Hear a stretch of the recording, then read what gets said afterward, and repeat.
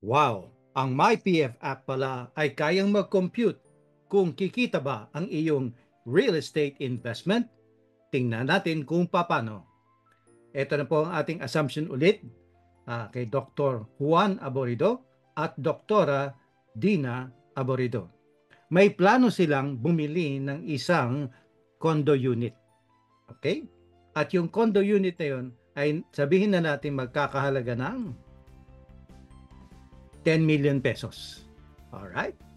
Sabi, 180 square meters daw yon at bibili nila at the end of 2024. Burahin lang po muna natin dito yung mga laman na mga previous assumptions. Okay? Ngayon, ano yung rental income nila? Ipagpalagay na lang natin na 15%. Anong ibig sabihin na yun? Yung rental yield nila? Okay, 15% of 10 million. Magkano yon? That is 1.5 million. No?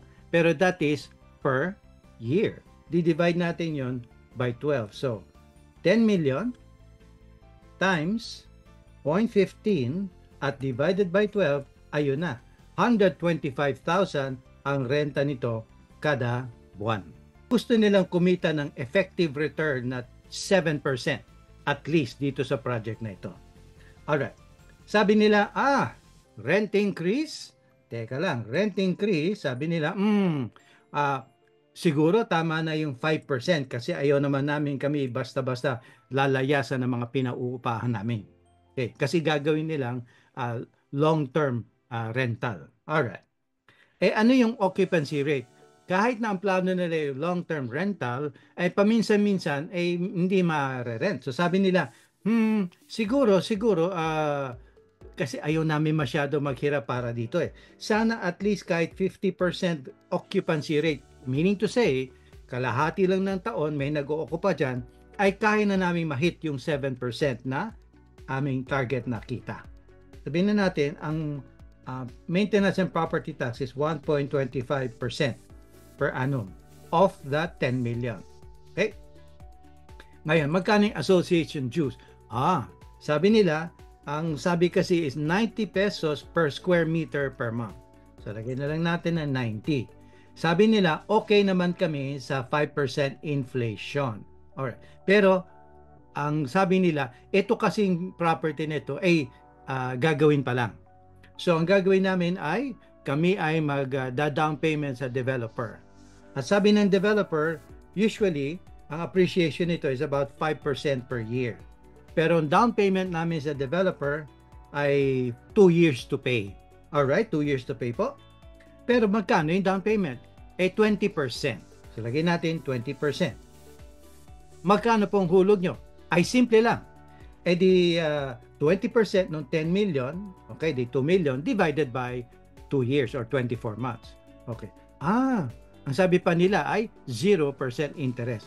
Ang tanong lang natin Dr. and Doktora Aborido, meron ba silang binigay na cash discount pag kayo magbabayad kagad ng down payment? Aba, meron.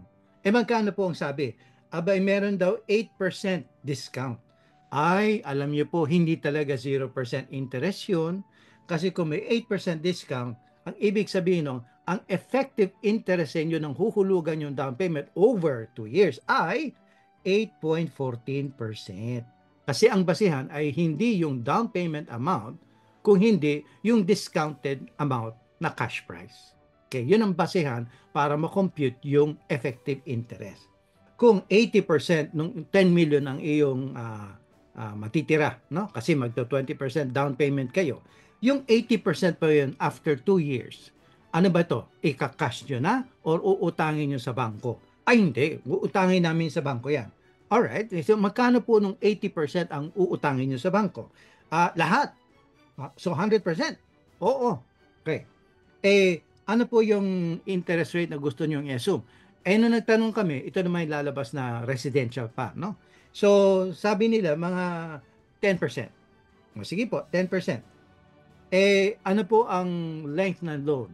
Ang sabi nila, alam nyo, gusto namin kasi 10 years ang holding period na lang namin dito. So, kung 2 years ay devoted sa down payment, dapat 8 years lang ang aming bank loan. Alright, tingnan po natin. Ayun. Aba wow! Kita nyo na, ang return nyo pala ay 11.57%. Ha? Talo na yung inyong target return na 7%. Okay na kayo. Okay na kayo.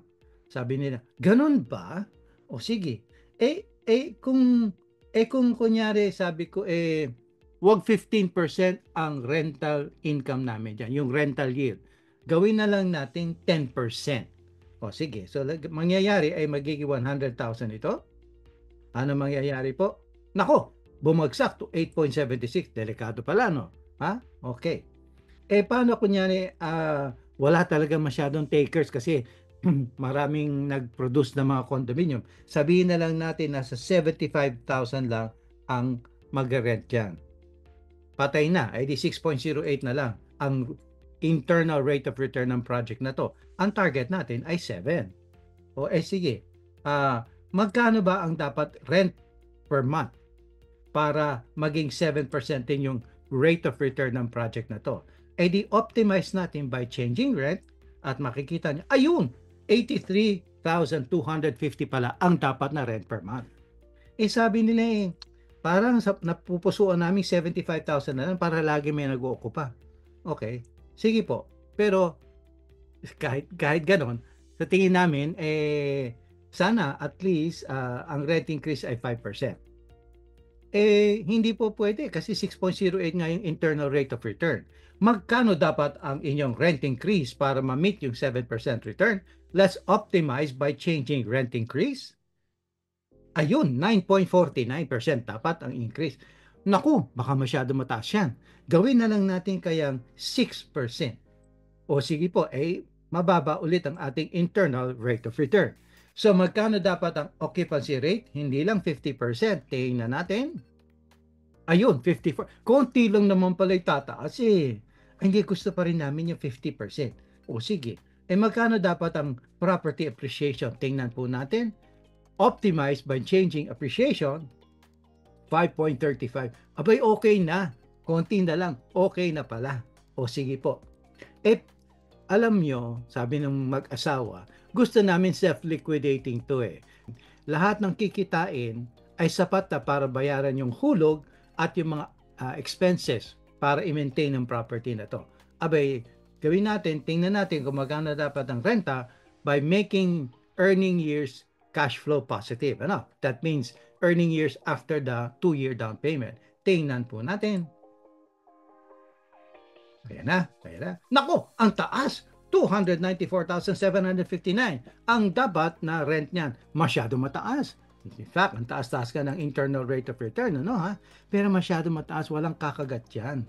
Okay, balik na lang natin sa 75,000. Okay, 75,000 po. Ayan, eksaktong 7%. Pero paano naman pag kunyari meron na kaming pera after 2 years? Gusto namin siyang i-cash na lang. After the down payment, i-cash na namin. Ano magiging internal rate of return yan? Tingnan po natin. Ayun, 7.92. Mas mataas pa ng kaunti. Kung meron kayong pera after 2 years, abay, pwede nyo nang i-cash na to. Mas mataas ang kikitain ninyo. At yan po ang Real Estate Investment Calculator ng ating MyPF app. Napakadali, it can be a standalone calculator para sa mga financial planners and real estate brokers and agents out there.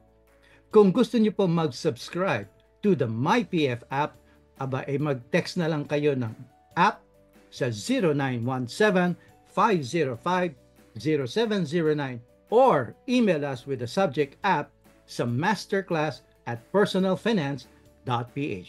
Maraming salamat po.